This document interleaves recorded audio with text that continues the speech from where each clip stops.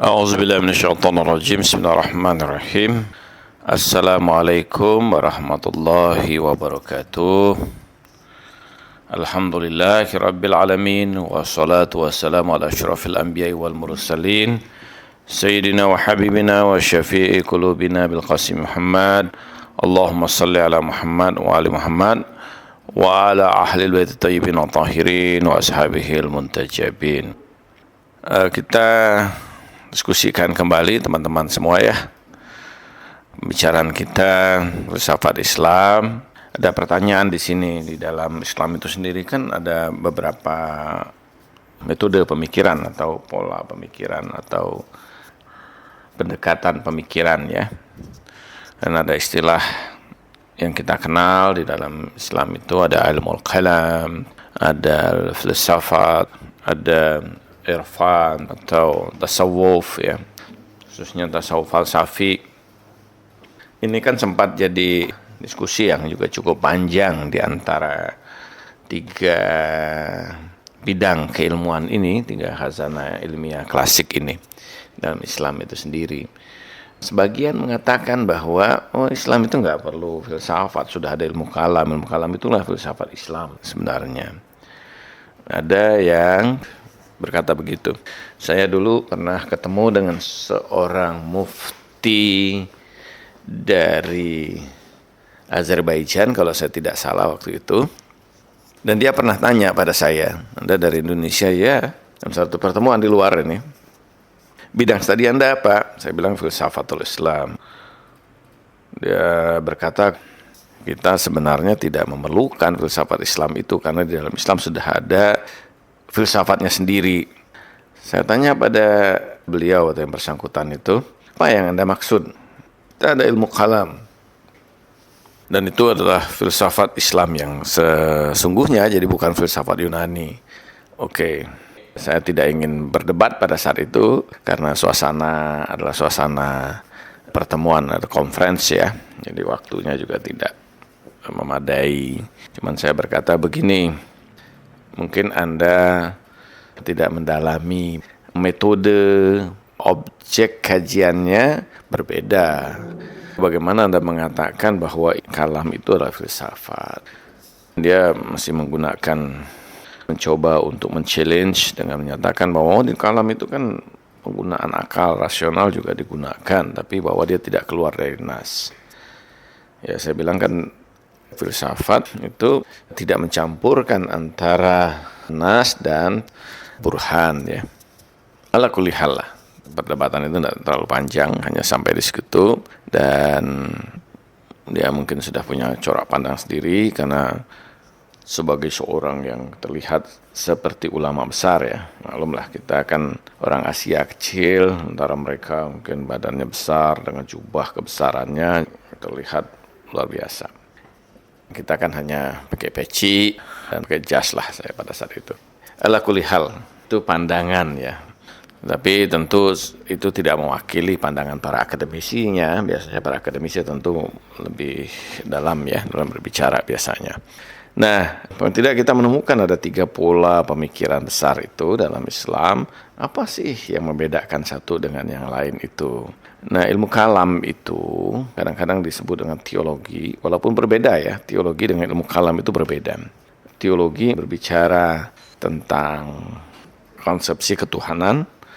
Dan konsepsi ketuhanan dalam satu agama biasanya digunakan di dalam agama Katolik misalnya. Tapi ilmu kalam itu tidak hanya dalam pembicaraan hanya terbatas pada tentang konsepsi ketuhanan, tapi berbicara tentang agama secara keseluruhan ya. Ilmu kalam ini adalah ilmu yang membahas tentang aspek ketuhanan dan segala sesuatu terkait dengannya ya. Baik tentang kenabian, tentang mukjizat, tentang hari akhir, beragam doktrin keagamaan dalam Islam itu dibicarakan dengan ilmu kalam dengan penggunaan teks maupun burhan. Kalau kita melihat karya-karya kalam itu yang besar dalam sejarah Islam, misalnya ada karya Tauhid ya. Kemudian ada Maqalatil lil Islamiyyin, Abu Hasan al-Asy'ari, Al-Ibanah, demikian juga ya. ada syarah al-maqasid dan sebagainya. Itu berbicara tentang beragam hal yang tersebut. Metode yang digunakan itu adalah dialektik ya. Jadi umumnya kan karena mukalam ini muncul lewat sebuah proses dialektika antara beberapa kelompok yang memiliki pola pandang tersendiri di dalam Islam, sehingga kelompok-kelompok atau mazhab-mazhab ini punya pola sendiri, punya doktrin tersendiri dalam menginterpretasikan konsep-konsep keagamaan itu. Muncullah dialektika yang satu dengan yang lain, muncul beragam mazhab ya. Ada mazhab Syiah dengan tokoh misalnya seperti Syekh Tusi, Al-Mahalli, juga ada Khawarij dengan tokoh-tokoh misalnya Nafi' bin Azraq, Qatar bin Faja'ah, Abu Taluf, Najdar bin Amri, Abu Fudaika dan sebagainya. Ada lagi tokoh yang sangat terkenal misalnya di kalangan Ahlus Sunnah, tokoh kalam, ada Abul Hasan al-Asy'ari. Dia dikenal sebagai tokoh yang menjadi pendiri dalam mazhab Ahlus Sunnah wal Jamaah. Ada Al-Maturidiyah misalnya ya. Pada Murji'ah ada Abu Hanifah, Mu'tazilah misalnya tokoh Wasil min Atha ya. Pada Qadariyah ada Ma'bad al-Juhani. Kemudian pada pola teologis atau pola kalam Jabari misalnya dikenal tokoh besar di situ Jaham bin Sofwan, yang seluruh pandangan-pandangan yang sifatnya Jabariyah itu merujuk pada Jaham bin Sofwan ini. Ini tokoh-tokoh besar dalam ilmu kalam ya. Dan dari sini melahirlah juga, saya tidak mengatakan begini ya, bahwa kalam itu sendiri sebenarnya punya sejarah ya, artinya mazhab itu punya sejarah panjang ya. Tapi yang saya sebutkan di sini terkait dengan tokoh-tokoh kalamnya yang mensistematisasi ya. Seperti Ahlus Sunnah ya, kita tidak bisa menolak bahwa misalnya salah satu pendirinya itu tokoh kalamnya adalah Abul Hasan al-Asy'ari ini. Tetapi secara doktrin, secara de facto mazhab Ahlus Sunnah itu mungkin lebih lama ya usianya dari itu ya. Demikian juga Syiah. Dari konteks sejarah misalnya, Syiah itu sudah lahir jauh dalam proses di mana pengikut dari Ali bin Abi Thalib dan keluarganya, itulah yang disebut dengan Syiah Ali ya. Itu sudah sangat panjang waktunya, membawa sistematisasi pemikirannya dan sebagainya dalam konteks madhabiyahnya, pembangunan usul mazhabnya, doktrin-doktrin kemazhaban dan sebagainya itu tentu belakangan direkonstruksi oleh para tokoh seperti Syekh Tusi, Al-Mahili, dan mereka menggunakan argumentasi-argumentasi yang membenarkan atau menjadi fondamen bagi pandangan mereka ini ya. Itu dalam konteks ilmu kalam. Nah, walaupun ilmu kalam ini sendiri berkembang ya, ada ilmu kalam klasik ya seperti kita bicarakan tadi.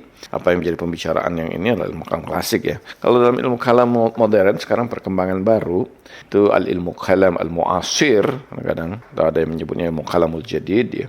Itu terkait dengan beragam pemikiran modern yang terkait dengan yang objeknya adalah agama ya, atau doktrin keagamaan atau keyakinan keagamaan.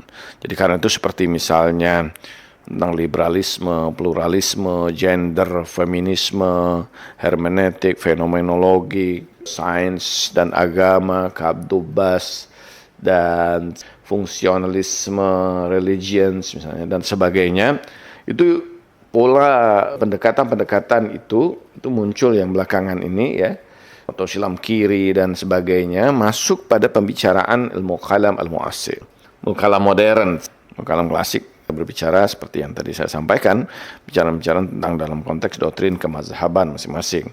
Nah, ini ilmu kalam, polanya seperti itu. Jadi karya-karya besar seperti dalam ilmu kalam seperti tadi, Maqalatul Islamiyyin, Al-Ibana, Al-Maqasid, misalnya Syara' At-Tajrid, Tajrid Al-Ittaqad, kemudian juga Al-Usul, At-Tauhid yang dari Al-Mahili, Syashaduk misalnya, dan juga Risalah Isna Asyar misalnya ya. Ada beragam karya-karya yang seperti itu ya, yang sifatnya ilmu kalam. Ada lagi tentu firaq wal mazahib ya, seperti ini al-milal wal nihal misalnya dan sebagainya, masuk pembicaraan dalam pembicaraan mazhab-mazhab kalamiyah ini. Mukalam yang polanya seperti ini dalam upaya tentu saja membela agama, keyakinan-keyakinan agama atau keyakinan pada mazhab-mazhab itu tersendiri. Seringkali tentu di antara mazhab ini akan terjadi saling mengkritik ya, saling kritik, saling menyerang, memberikan argumentasi, membantah pandangan yang lain. Karena berdirinya kalam ini, kalau dia tidak menegasikan kalam yang lain ya, maka tentu saja ini akan menjadi satu persoalan untuk dirinya sendiri ya. Karena umumnya kan klaim dalam kalam itu adalah kebenaran sesuai dengan perspektifnya masing-masing ya. Artinya perspektifnya itu sebagai kebenaran agama, doktrin agama. Jadi tentu dia mengkritisi misalnya Abu Hasan Asy'ari dalam Maqalatul Islam ini mengkritik Mu'tazilah, mengkritisi Syiah ya, mengkritisi pandangan-pandangan yang lain, sehingga dia menunjukkan kepandangannya sendiri yang khas, yang dianggap itu adalah kebenaran menurut dirinya. Nah, ini pola yang ada di kalam. Karena itu wajar ketika kalam itu melihat filsafat, dia tentu akan mengkritisi ya. Sesama kalam aja saling mengkritisi, apalagi kemudian barang filsafat, sehingga munculnya seperti Al-Munqidh min ad-Dhalal yang ditulis oleh Imam Al-Ghazali maupun At-Tahaffut Al-Falasifa, kesesatan para filosof, itu juga menjadi pembicaraan yang dikemukakan dalam kritik Al-Ghazali terhadap para filosof ya, atau pandangan filsafat Islam. Nah, filsafat Islam itu sendiri, apa sih filsafat itu? Filsafat itu adalah ilmu yang membicarakan atau membahas tentang, seperti yang sudah kita bicarakan sebelumnya, tentang dasar dari segala sesuatu. Apa itu? Yaitu hakikat al-wujud atau al-wujud. Wujud bima wal wujud. Keberadaan dalam konteks keberadaannya. Kenapa? Karena wujud atau eksistensi itu dasar dari segala sesuatu, dan filsafat itu bicara yang paling mendasarnya. Pembicaraan filsafat Islam atau para filosof Islam berangkat dari pembahasan biasanya tentang konsepsi keberadaan ini, tentang wujud ini. Nah, di dalam filsafat Islam itu sendiri ada madrasah ya. Saya menolak untuk bicara menggambarkan itu sebagai mazhab ya, karena filsafat itu kan kita tidak ada taklid. Yang ada itu adalah kita saling mendaras ya, mempelajari, menggali, berdiskusi, memperdebatkan, mengkritisi argumentasi yang satu dengan yang lain ya. Dan di situ dalam perjalanan sejarah filsafat Islam itu ada madrasah al-masyaiyah, peripatetik ya. Ada madrasah al-isyraqiyah, ilminasi, ada madrasah al-hikmah mutaliyah. Nah, madrasah al-masyaiyah ini, peripatetik itulah yang merupakan pengasas awal filsafat Islam dalam sejarah Islam ini. Tokoh-tokoh besar awal-awal itu umumnya punya pandangan yang masyai atau peripatetis itu. Dan ini sebenarnya banyak ya yang dipengaruhi. Kita tidak bisa menolak pengaruh dari pemikiran atau filosofi Yunani seperti Plato atau Aristo ya, khususnya pada Aristo misalnya, dia terkenal dengan bangunan argumentasi rasional ya, atau Al-Burhan. Dan tokoh-tokoh besar seperti Al-Kindi, Al-Farabi, Nusina, Ibn Rus itu ya, atau dalam Rasa Al-Ikhwanus Sofa misalnya, masuk dalam kategori ini karena pola pandangannya yang logis dan didasarkan sepenuhnya pada pembuktian kebenaran berdasarkan pada burhan, pada argumentasi rasional. Tokoh besar, salah satu tokoh besar yang paling besar, tokoh yang paling besar itu Ibnu Sina ya, di dalam peripatetik ini. Walaupun ada sebagian menyatakan Ibnu Rus ya, Ibnu Rus itu kan karya khas Ibnu Rus itu tidak banyak sebenarnya. Kebanyakan dari karya Ibnu Rus itu adalah menerjemahkan karya-karya besar dari Yunani, khususnya dari Aristo ke dalam bahasa Arab. Dan kita harus akui Ibnu Rus itu orang yang sangat luar biasa memang ya. Mungkin dia adalah penerjemah paling ulung sepanjang sejarah dari filsafat Yunani ke dalam filsafat Islam. Dia juga menjadi rantai emas filsafat itu dari Islam menyeberang ke barat. Murid-muridnya di Andalusia itu kebanyakan kan Yahudi dan masih dari kalangan Masihi juga ya. Karena itu tadi bahwa dia memang bicara filsafat kan terbuka untuk siapa saja.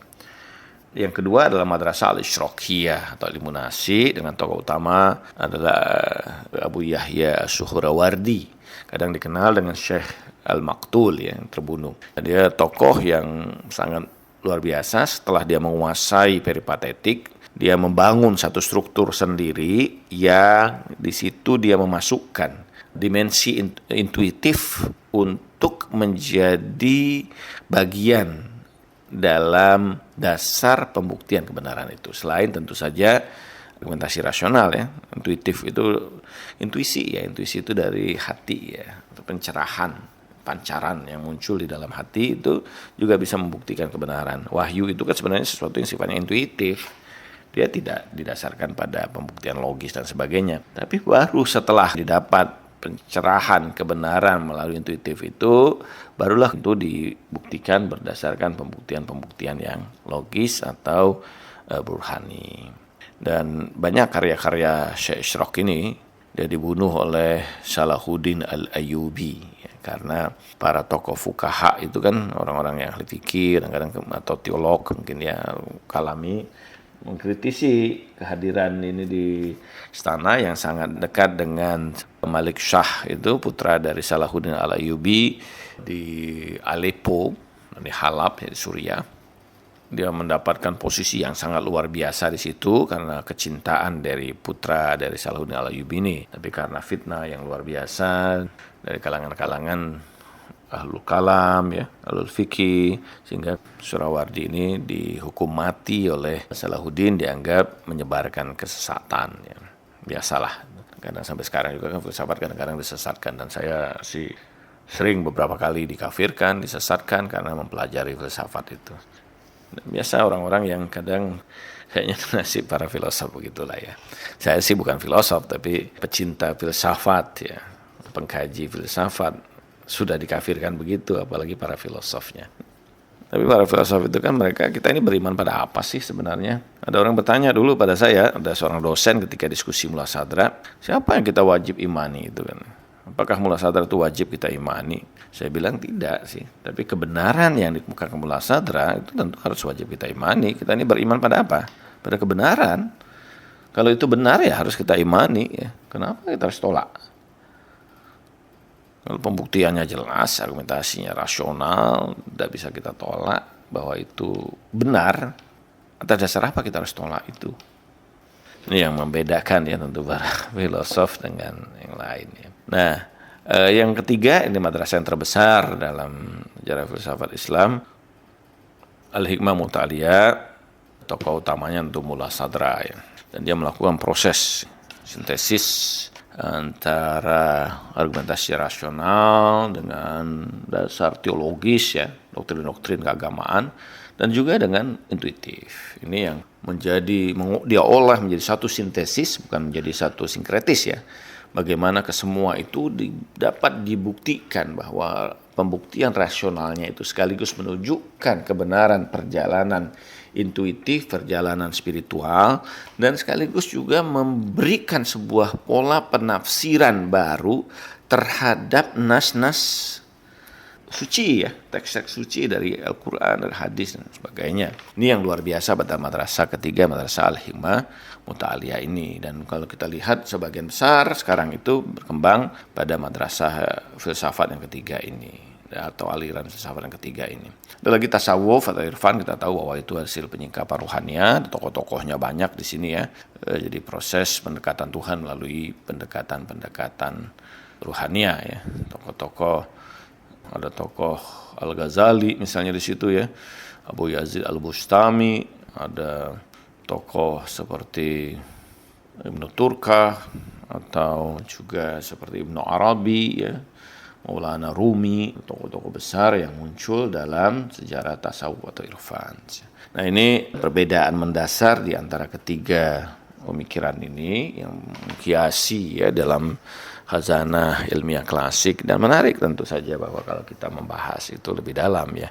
Tapi kita dalam hal ini mencukupkan pada konteks ini sekedar untuk memberikan sebuah pemahaman pada kita tentang betapa filsafat Islam itu punya kekayaan yang luar biasa ya, punya khazanah yang sangat besar yang sampai sekarang mungkin kita belum kaji secara mendalam, khususnya di negeri kita ini. Bagaimana kita mau membangun sebuah pemikiran Islaman yang besar ya, kalau kita tidak memahami atau menguasai dasar-dasar pemikiran yang mendalam tersebut ya. Ini yang mungkin menjadi perlu bagi kita sih untuk mengkaji itu lebih dalam. Tapi ini paling tidak sebagai sebuah perkenalan awal bagi kita, teman-teman semua ya, para pecinta filsafat. Terima kasih atas perhatiannya semua. Wassalamualaikum warahmatullahi wabarakatuh.